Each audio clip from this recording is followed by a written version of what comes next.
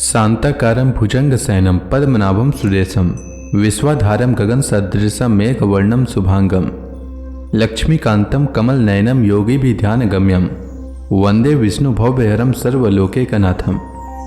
मंगलम भगवान विष्णु मंगलम गरुड़ध्वज मंगलम पुंडरीकाक्ष मंगलाय तनोहरि। ओम नमो भगवते वासुदेवाय। आज का दिन आप सभी के लिए मंगलमय हो। आइए सुनते हैं चैत्र मास कथा का 25वां अध्याय।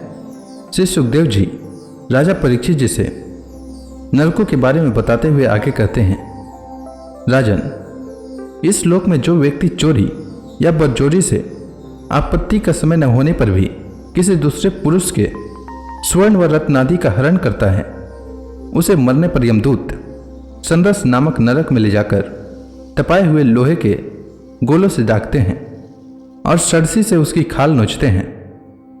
इस लोक में यदि कोई पुरुष अगम्य स्त्री के साथ संभोग करता है अथवा कोई स्त्री अगम्य पुरुष से व्यभिचार करती है तो यमदूत उसे तप्त सुरमी नामक नरक में ले जाकर कोड़ों से पीटते हैं तथा पुरुष को तपाए हुए लोहे की स्त्री मूर्ति से और स्त्री को तपाई हुई पुरुष प्रतिमा से आलिंगन कराते हैं।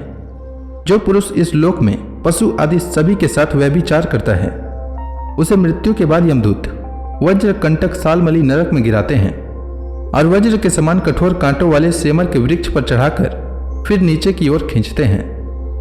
जो राजा या राजपुरुष इस लोक में श्रेष्ठ कुल में जन्म पाकर भी धर्म की मर्यादा का उच्छेद करते हैं, वे उस मर्यादातिक्रमण के कारण मरने पर वैतरणी नदी में पटके जाते हैं। यह नदी नरकों की खाई के समान है।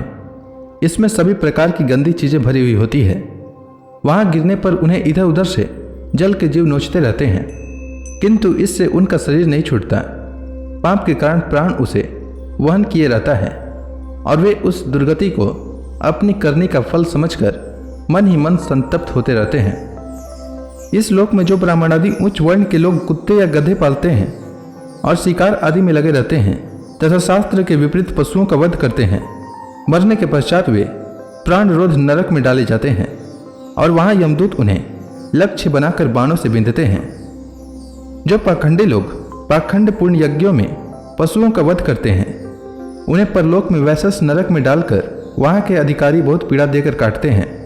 जो कोई चोर अथवा राजा या राजपुरुष इस लोक में किसी के घर में आग लगा देते हैं, किसी को विष दे देते हैं अथवा गांव या व्यापारियों की टोलियों को लूट लेते हैं, उन्हें मरने के पश्चात सारमयादन नामक नरक में वज्र किसी डाढ़ों वाले 720 यमदूत कुत्ते बनकर बड़े वेग से काटने लगते हैं।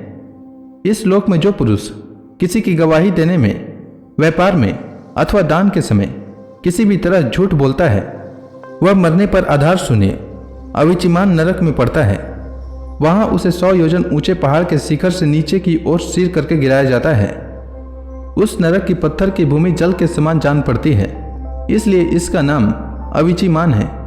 वहां गिराए जाने से उसके शरीर के टुकड़े टुकड़े हो जाने पर भी प्राण नहीं निकलते, इसलिए इसे बार बार ऊपर ले जाकर पटका जाता है।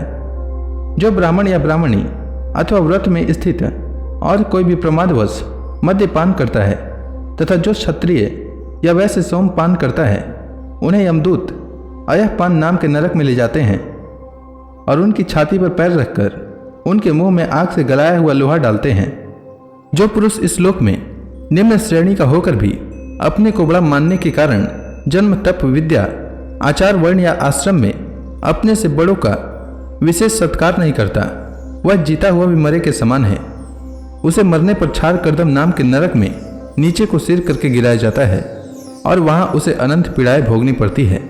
जो पुरुष इस लोक में नर्मेधादि के द्वारा भैरव यक्ष राक्षस आदि का यजन करते हैं और जो स्त्रियां पशुओं के समान पुरुषों को खा जाती हैं, उन्हें वे पशुओं की तरह मारे हुए पुरुष यमलोक में राक्षस होकर तरह तरह की यातनाएं देते हैं और रक्षोगण भोजन नामक नरक में कसाईयों के समान कुल्हाड़ी से काट काट कर उसका लोहू पीते हैं।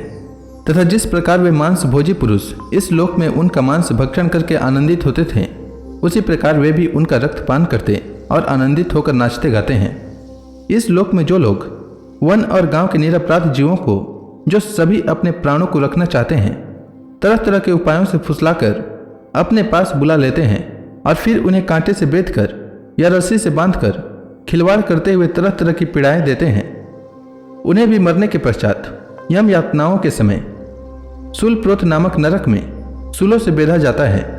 उस समय जब उन्हें भूख प्यास सताती है और कंक बटेर आदि तीखी चोचों वाले नरक के भयानक पक्षी नोचने लगते हैं, तब अपने किए हुए सारे पाप याद आ जाते हैं।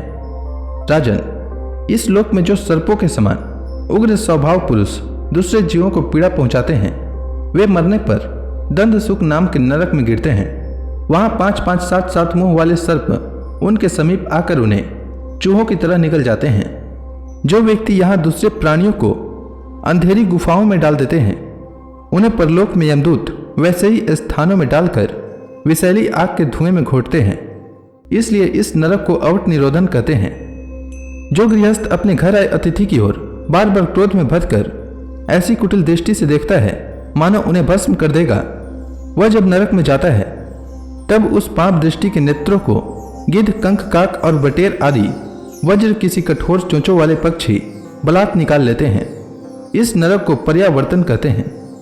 इस लोक में जो व्यक्ति अपने को बड़ा धनवान समझकर अभिमान व सबको टेढ़ी नजर से देखता है और सभी पर संदेह रखता है, धन के व्यय और नाश की चिंता से जिसके हृदय और मुंह सूखे रहते हैं, अतः तनिक भी चैन न मानकर जो यक्ष के समान धन की रक्षा में ही लगा रहता है तथा पैसा पैदा करने, बढ़ाने और बचाने में जो तरह तरह के पाप करता रहता है, वह नराधम मरने पर सूचिमुख नरक में गिरता है।